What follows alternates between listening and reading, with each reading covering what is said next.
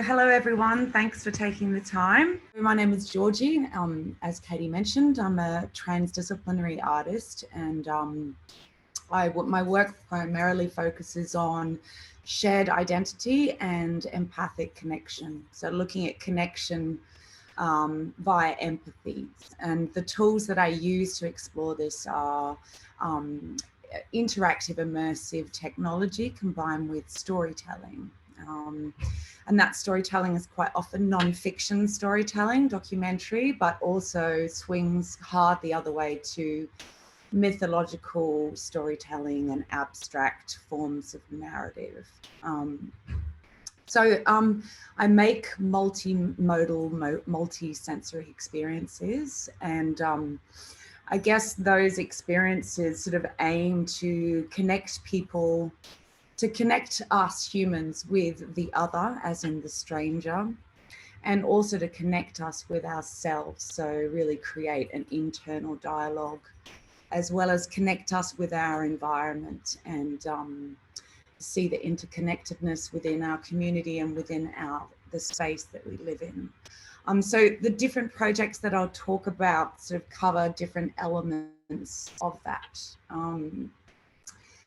So shared identity, I mean, it's been something, that it's been a focus of my artwork for a long time. My upbringing was very unusual, and I was sort of like moved around and lived in many different cultures, very eclectic, moving with my family, living in different languages and environments. So I was a shapeshifter and had to step into other people's lives and cultures and traditions very regularly, very different lives. And that was a really powerful experience as a young child, to have quite a deep empathy at a young age.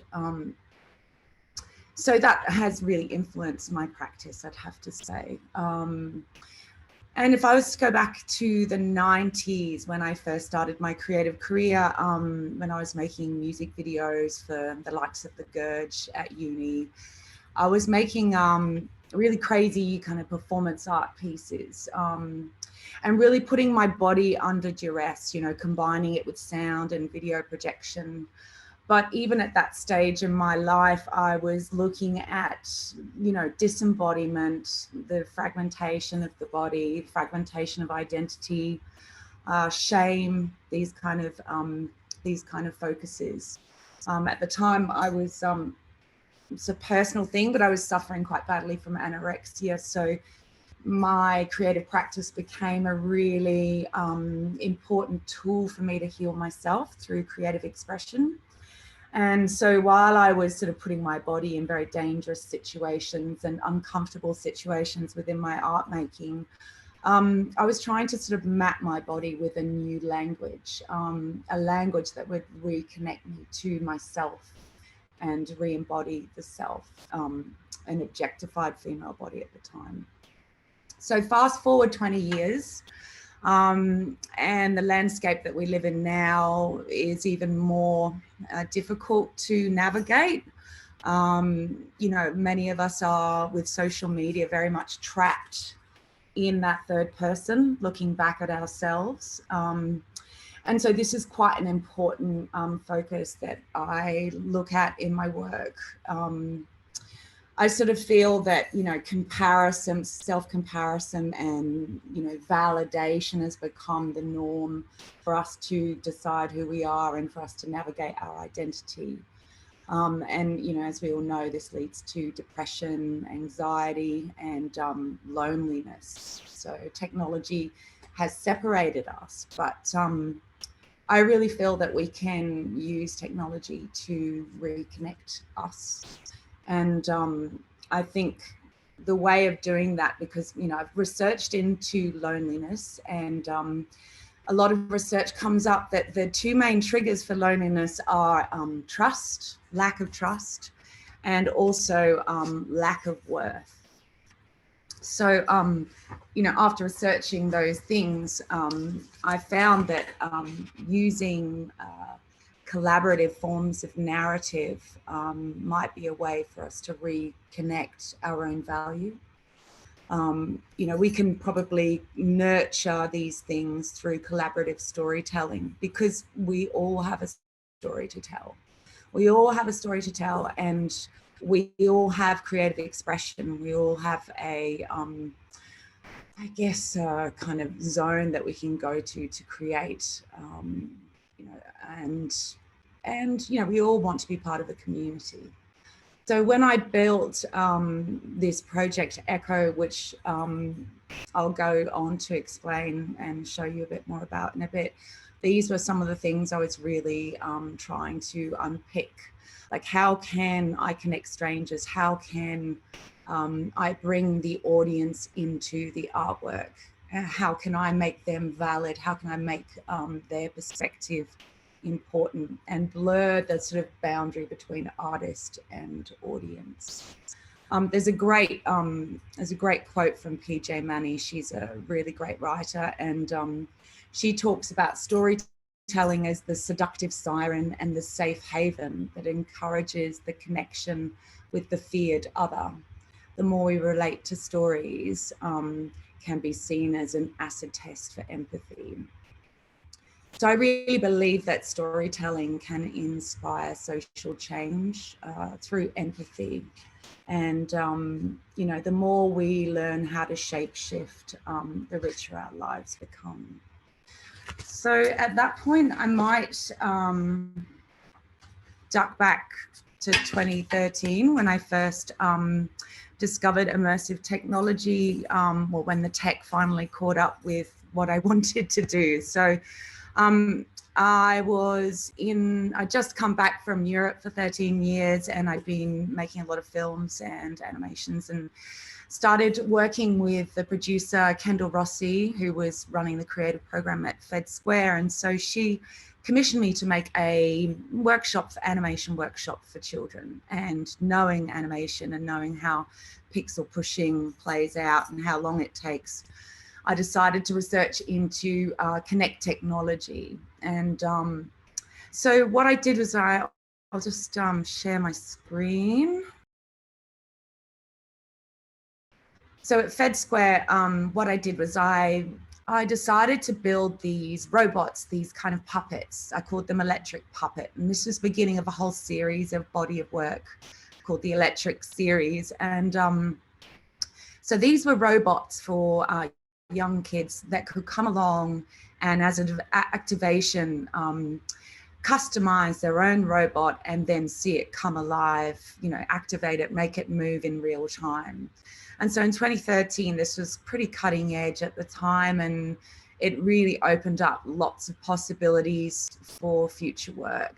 So I'll just play a little bit of that. Hopefully I can turn the audio down while I'm talking.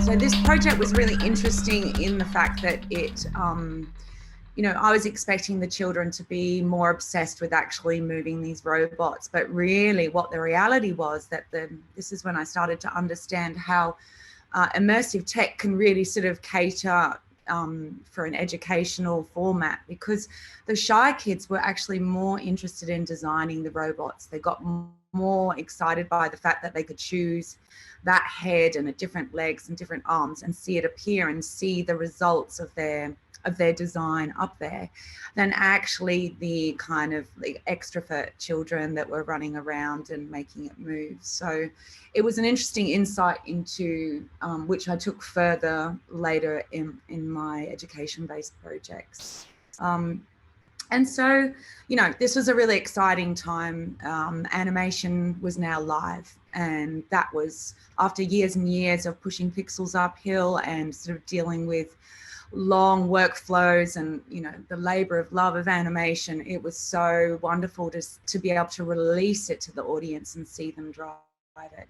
And this led to another project that Kendall Rossi commissioned, which was also for Fed Square, but this time it was for the main stage. And the focus of this work was not empathy for kind of found objects, which was like Electric Puppet was sort of dead old tech. But it was about empathy for mythological storytelling. And so the premise of this work was to celebrate the Year of the Goat for Chinese New Year. And so I had the main stage in Fed Square for 5 nights. And what I was doing is I was combining old shadow puppetry with transhuman technology. And so I made this animation fable about a dragon who was a symbol of cross-cultural collaboration. He was made up of all different parts. And then the audience were invited onto the stage to be able to drive that character and build in essentially, you know, chapters to the narrative, their own chapter. And yeah, it was a really great learning process, and multi-layered and live mixing, you know, live tech on stage with old film layers, with shadow puppetry, with live performance. I'll just play a little bit of that.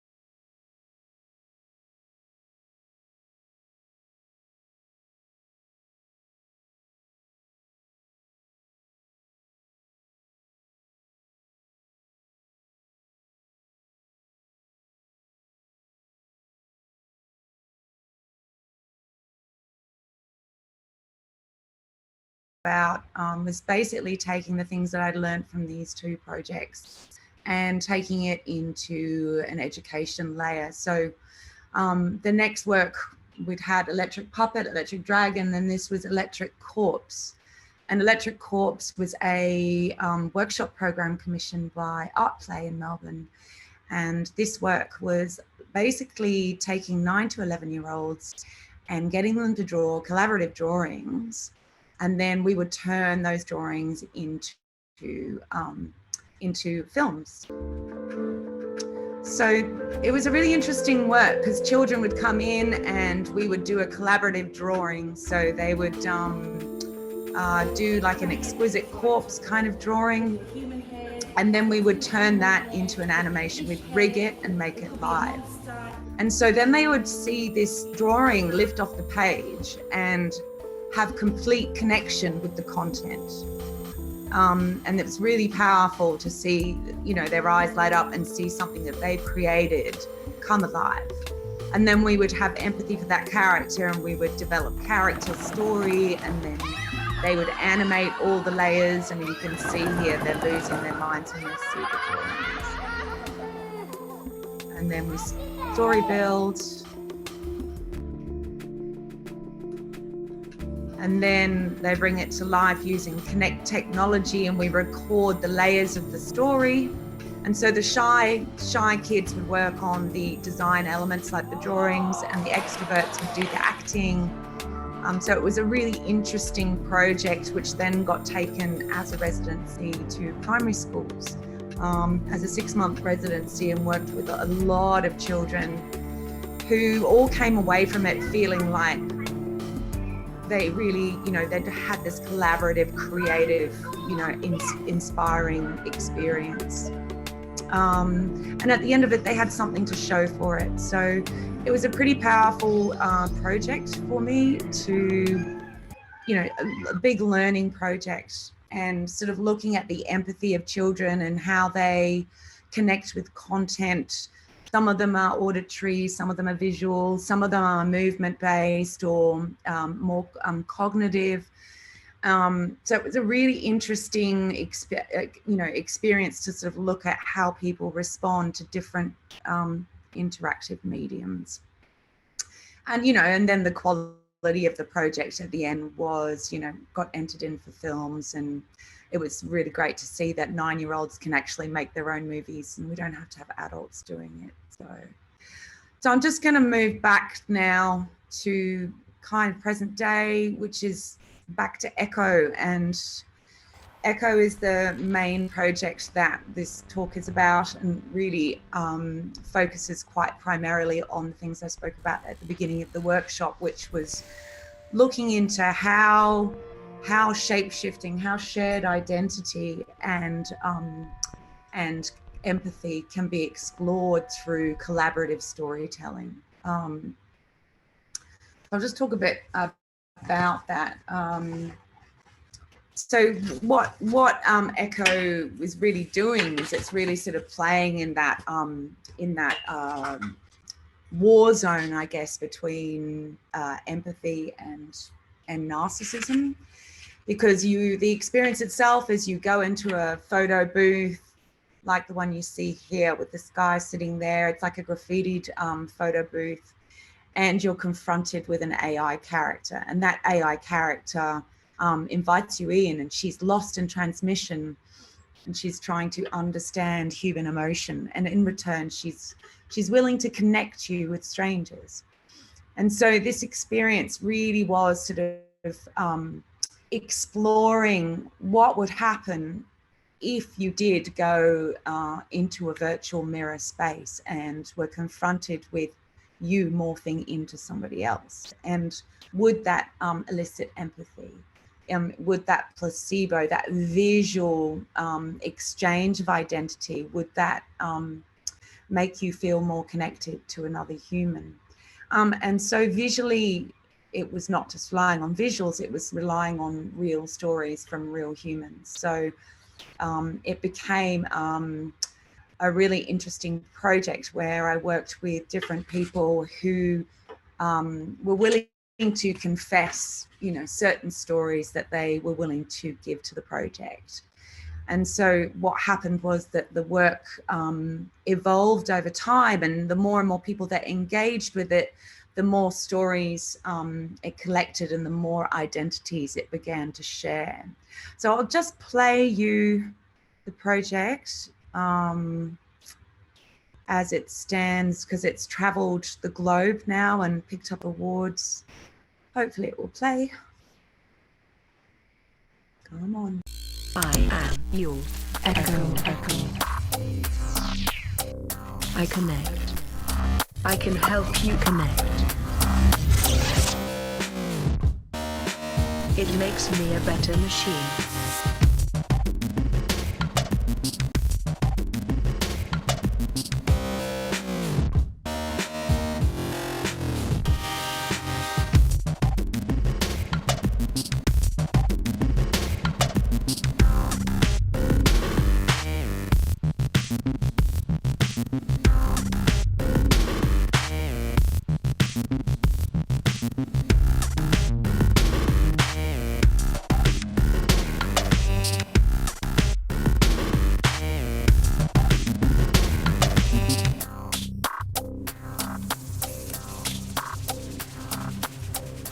It's really very important because we live in an era where social networking is taking more and more place, and empathy is definitely one of the most needed values of today's world.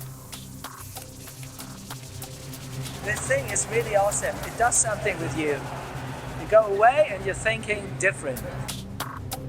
It was a really metaphysical, spiritual experience to be able to step into other people's perspective. Yeah, it was very interesting for me to see that I could have had another life. I like seeing my myself kind of like reconfigured as someone else. As I was combining the faces together, it made me feel the shared humanity that we have with everybody. You feel very connected.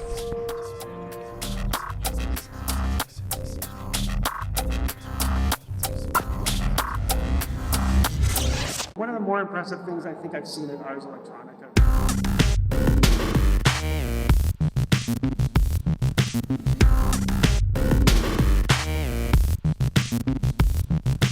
I work in tech, and that was the coolest thing I've seen in a long time.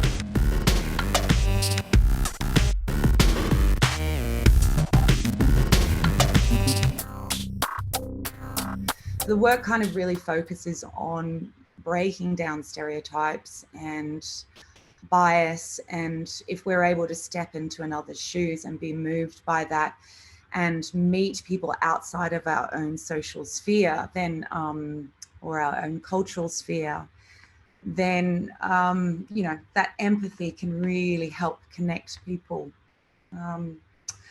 So it's kind of like a confessional narrative device. I mean, all the stories are not easy stories. They're stories that are from people that have been through something quite difficult in their life, but have also found something positive. They've found resilience. They've found learning. So it's learning through adversity. And there's an interesting reflection when you're inside that project and you're in that booth and you're experiencing somebody looking back at you one-on-one, and they're slowly becoming you. And by the end of it, you're looking at your own face telling their story. There's something quite moving about that you've been sort of given this gift. You've connected with someone on such a deep level, on, you know, a really intimate level, that you wouldn't, you know, really get that information unless you really knew them quite closely. And so there's something interesting about, you know, immersive technology being able to, you know, connect us in a safe space. We can leave whenever we want, but we're still kind of getting fast-tracked learning in a way. And especially with COVID and, you know, physical presence being less easy to have that connection physically, I feel like Echo, you know, has an interesting, has, you know, become more valuable in some ways as an artwork. So I'd just like to play you one of the stories so you can see how that transformation occurs. And this story was donated by Kendall Rossi, who's also the producer, and continued to travel with me and the work. So it's very much part of her as well, this project, and every person that has given their story, this is their work. You know, really, this is their work as well. And then I'll talk a little bit about the rest of the team. So I'll just play this. Awaiting connection.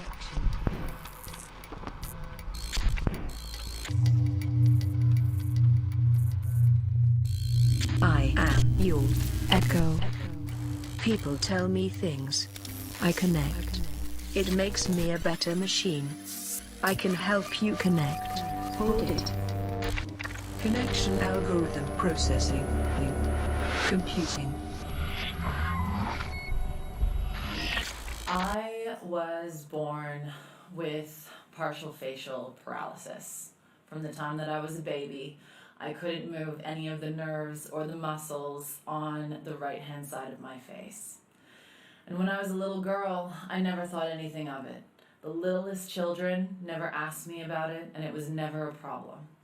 My mom looked into different ways to fix it and knew that there was surgery available, but she asked me when I was about 3, Kendall, would you like to have an operation to fix your face? And I looked at her and I said, but Mom, there's nothing wrong with me. Years went on and all the things that happened to a young woman happened, and I went through puberty. And I cried every single day about how ugly I was and how no one would ever fall in love with me. And I told my mom, I will have any operation possible. Please, can we fix this? I want to look like everybody else. And she said to me, before you went through all of these experiences, you thought you were fine. And so I stuck with it. Years have gone on now, and there have been some really tough moments. People will say the most incredible things to you when they notice that there's something different about you. And there have been moments where it's really, really hurt me. I've had people ask me if I had mental problems while I was serving them food in a bar. But the one thing that I've learned as time has gone on is that the way that you react to me about my difference says more about you than it does about me.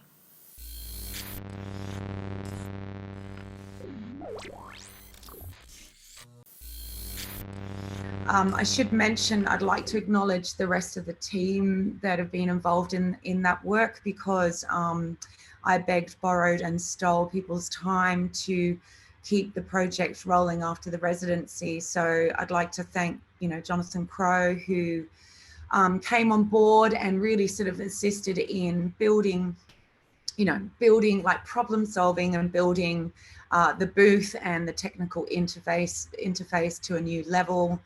And Jeremy Bolton, who also, really helped out with the software development, as well as Charles Hendon, who is now improving Echo to her next beautiful layer.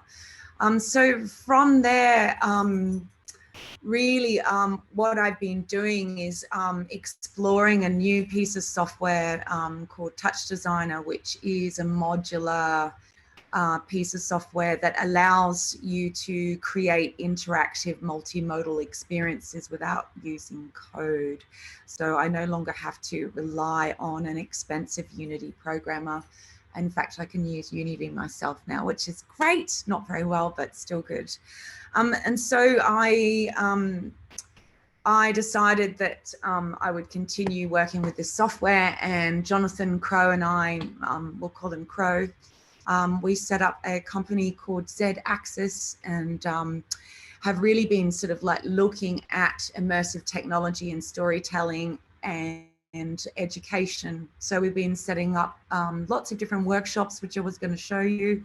Some of them are quite amazing to look at in public spaces around the country, where you can, artists can come and bring their paintings and then bring their paintings to life, animate them in real time, add sound, and then get audience to interact with their artwork in ways that they, have not been able to do. So it's a really interesting ongoing project, which, everything I learn how to do creatively with technology, I like to put into a workshop and share with other people, because creating new forms of expression and new tools for digital jamming is really important to me. So on from there, like at the beginning of this year, we'll come to present day and Pitch Music Arts Festival, just 3 days before COVID lockdown.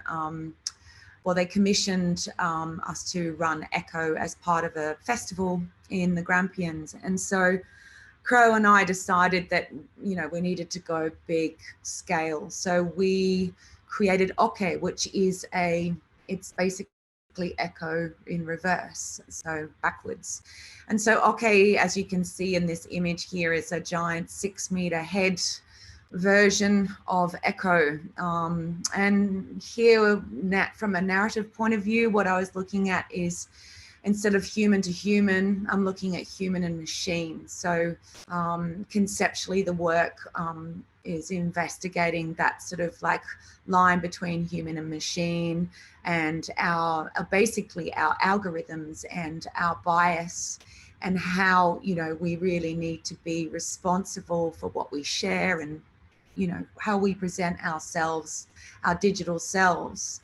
The audience could capture their own head and reassemble it, you know, its geometry and jam with it musically. And so it's a beautiful play tool. But then it would cut to a story. And so it was sort of like they were forced to then shape shift with another and then listen to somebody else's story. And there was a really meaningful response and a really deep connection to that story. So it was a really interesting work, and I think it will continue to develop and hopefully tour. It's a little bit more difficult to tour with the scale, but I'll try and play it because I think it's worth seeing it in action just a little bit. Touch me. Touch me.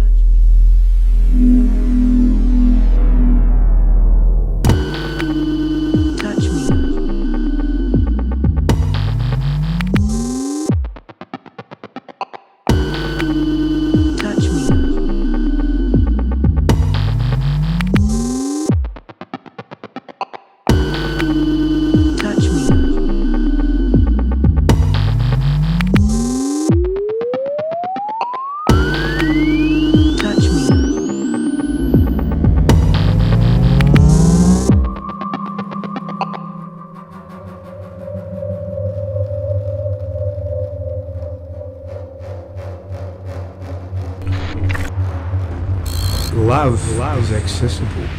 Belongingness is accessible. Selflessness is grandeur that grows young mind. This is someone else's skin. I'm starting to feel like it's mine.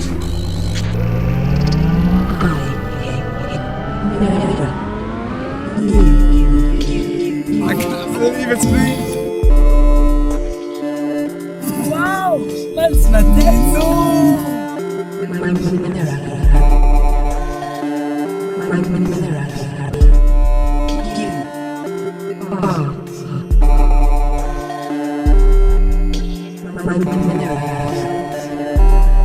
This is awesome. Oh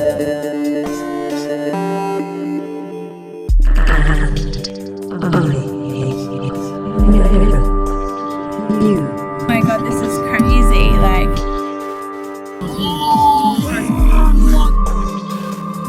that is awesome. This is one of the best things that I've ever seen at a festival, legit.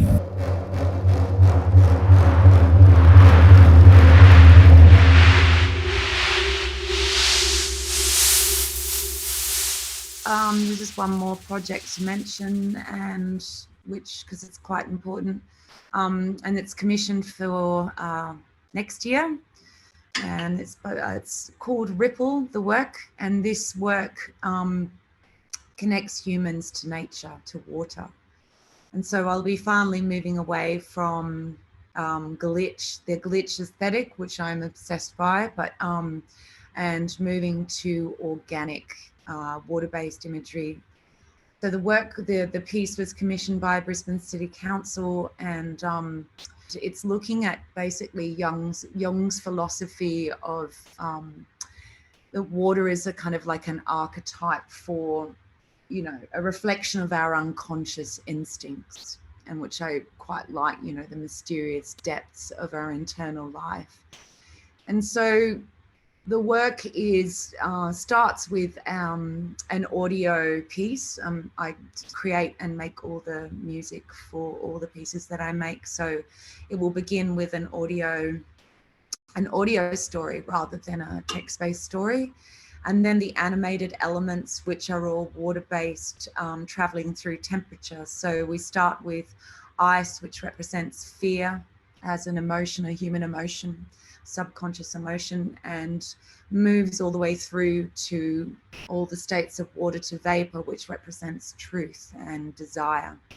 And so the audience will be able to come to the Botanic Gardens, which is wonderful. It's a site-specific work. So there's another layer of narrative on top of the concepts already sort of developed. And it's a screen projection mapping piece that sits in the water, and the audience will be able to change the temperature and also be able to affect the different water states with their facial expressions. So it's immersive in the fact that they see their own image almost personifying water. They see their own image with water. And as they blink, they create ripples, or as they move their head, a wave. And so this is really sort of very delicate human emotion, mythology combined with site-specific projection mapping, and not only connecting with humans, but humans with nature and with water. So I'm really excited about this work, and Crow and I have got a lot to work out before it happens technically, but we're definitely on the way there. What else can I say about that work?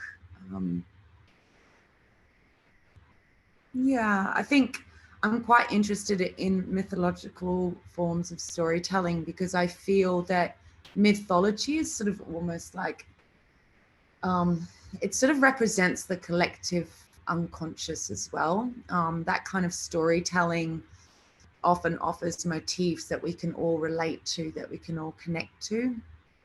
And so it's, you know, it has the potential to go further as a narrative. Yeah.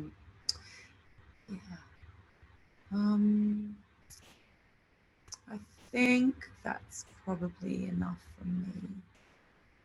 I'll stop the share.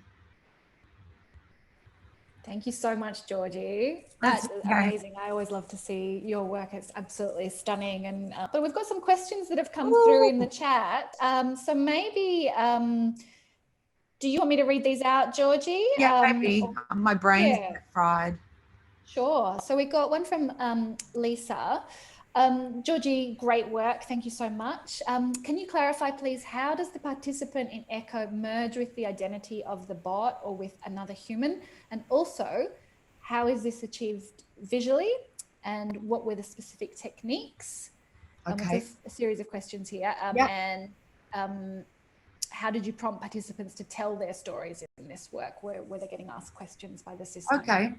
Yeah. So it's probably because you couldn't see the video properly, which is a shame. But so you come into the booth and then you choose a face on a reel, on an old reel, and each face represents a story.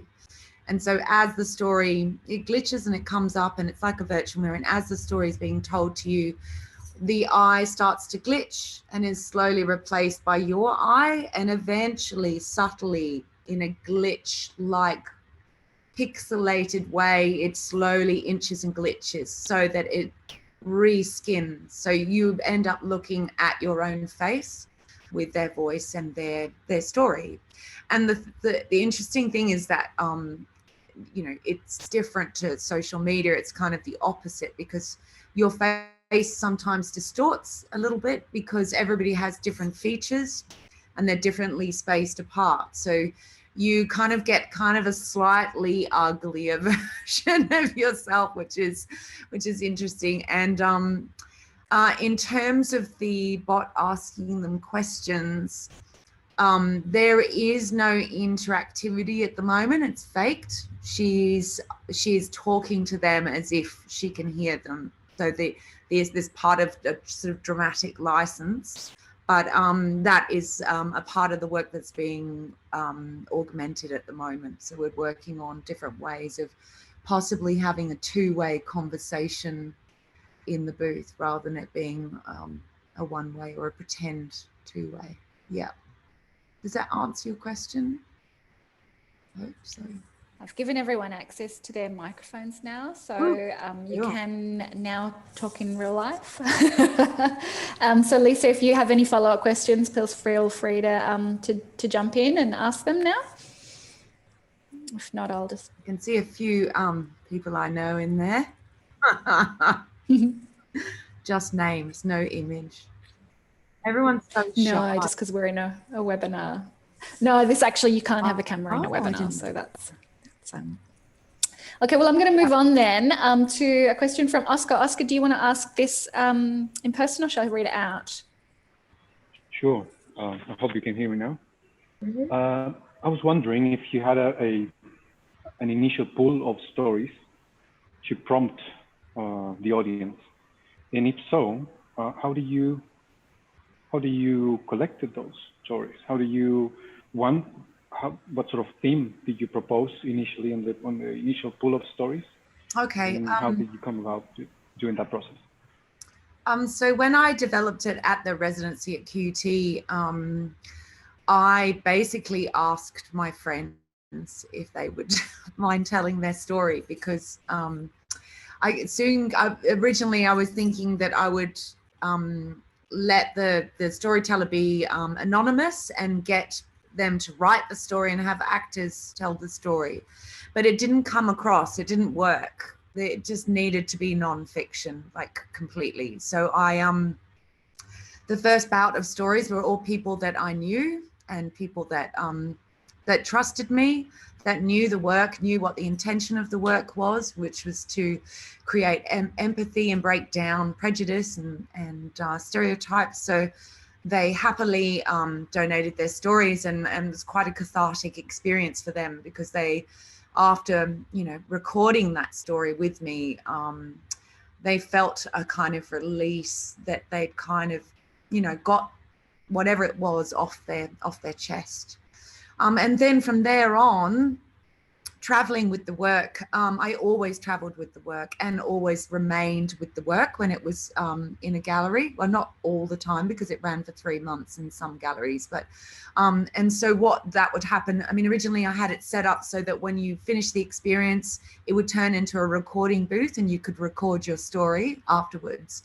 But what we found was that people were quite overwhelmed and they needed time to think about it. And what we were getting in those recordings wasn't really, wasn't proper, wasn't working.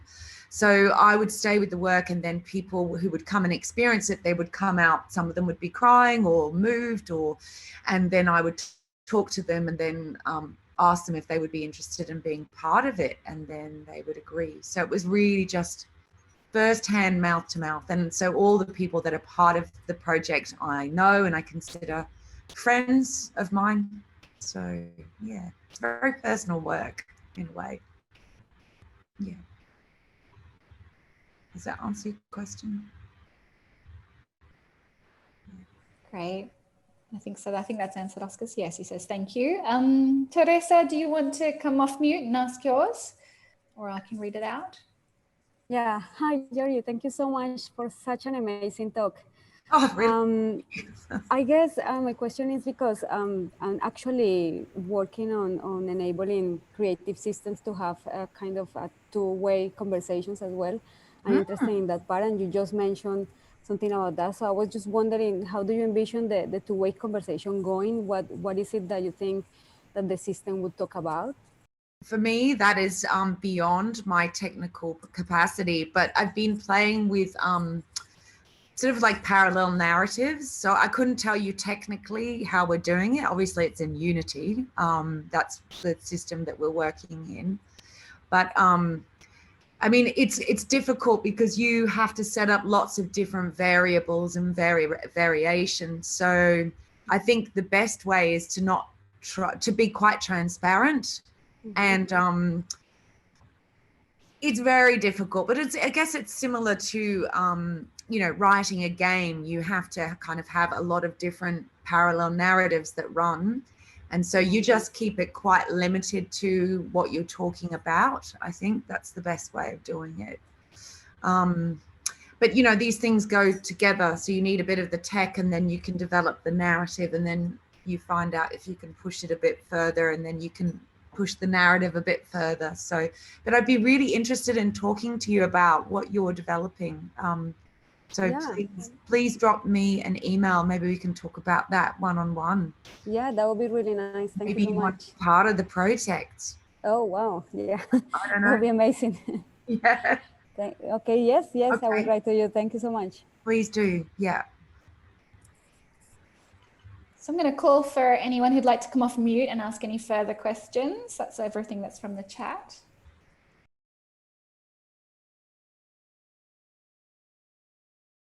I've got one question while we're waiting for people to have a think, and it is around, so, you know, you've spoken a bit about how your work really looks into storytelling, and you're really interested in the shape of stories, and I can see you using devices that come from, you know, traditional forms of storytelling. You're talking about the shapeshifter and archetypes like that. Yeah. To me, and maybe this is just because I didn't get to see the videos, but am I right in saying that your work doesn't actually take a traditional narrative form, in that it has a beginning, a middle, an end, a journey, a transfer? So how do you, I mean, I guess I'm interested in how you think about whether these new types of stories that we're creating have their own shape, and what that is. What defines a narrative in this space? I think there is a running theme of parallel narrative in all my work. And I feel like there are different ways of telling stories. Like, I'm not so interested, otherwise I would have gone into film, the kind of classic story arc that comes up and comes down. I'm much more interested in either capturing something that's very real and that's going on and augmenting that, or going the other way and going totally abstract fantasy storytelling, which is more based on a journey of emotion or sound, rather than factual, right, first we're going here and then we're going there and then we're going there. So I'm really sort of playing with those different the elements that I'm interested in. So it's sort of mashing up the two things together rather than sitting in the middle. I did have an opportunity to put in an application to BFI in the UK to build a VR, because VR, I'm really interested in telling stories in VR because it would really suit exactly my style of storytelling. And I think the ability to do a parallel multi-sensory narrative would be really great. But I really need to work with a writer as well, because trying to do everything is really hard. It's too much.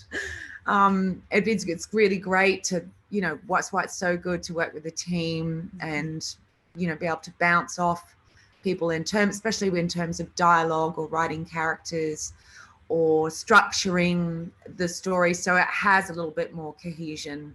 And especially when you're dealing with parallel narratives, you've really got to, it's a different way in VR. You present all these things and then you just sort of guide the audience with affordances, the sound, look over here, or, a light, or so everything's running all at the same time. And I'm really interested in the user choosing their own path, but giving them little signals with audio to guide them. So I just really like the idea of lots of different outcomes to a sort of situation, setting up a situation with characters in a space, but not defining it too tightly.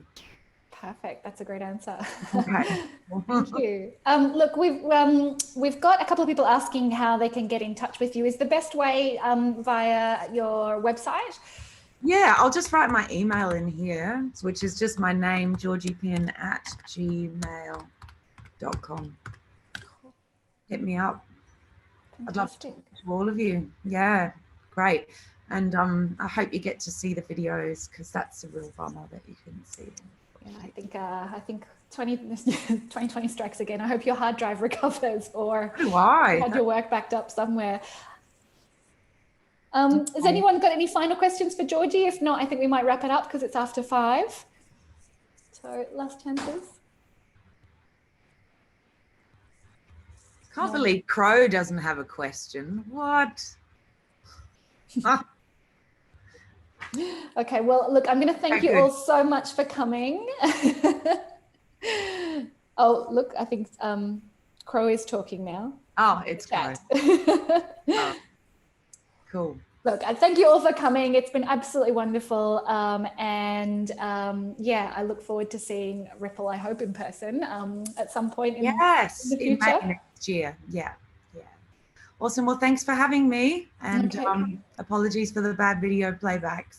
All right, we've all got your details. Thank you, Georgie. Okay, thank you so much. Bye. So.